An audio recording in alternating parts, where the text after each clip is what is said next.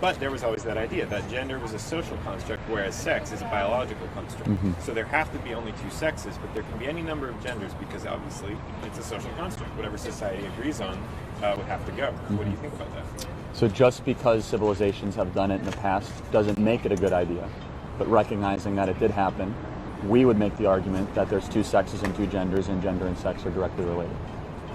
Why would you say it's not a good idea to differentiate? It's because it seems to me that with all the people out there yelling that there should be more than one gender, it would make the most societal sense. Well, I do believe there's more than one gender. So you rather think that, rather than say, okay, I can be whatever gender I want, but you don't need to necessarily. Of course, you have the freedom. I don't think a government agency should come through. You know what I do think is dangerous?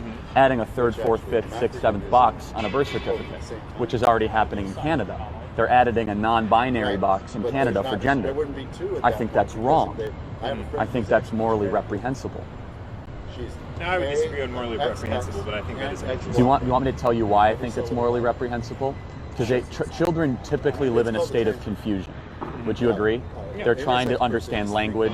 They're trying to understand their place in the world. Let me finish real quick. No, let me finish. So to add more confusion to a child's already discovery in a place in a very chaotic world, I consider to be morally questionable, if not reprehensible.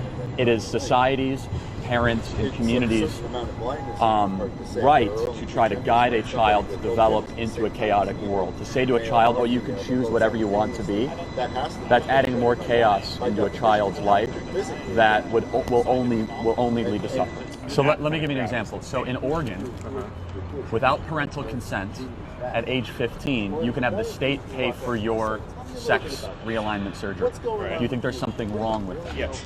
Okay, you do. Good. So we agree. Oh, absolutely. So Okay, thing, 15, you're not even young enough to legally drink. No, exactly. You're not legally young enough to do anything. You and I have agreement. I think there's something wrong when a 15-year-old can go get state-funded sex reassignment surgery without telling their parents. You say that you're fine with there being more than one gender, as in if I want to identify something else, that's fine. You just don't want to have to call me.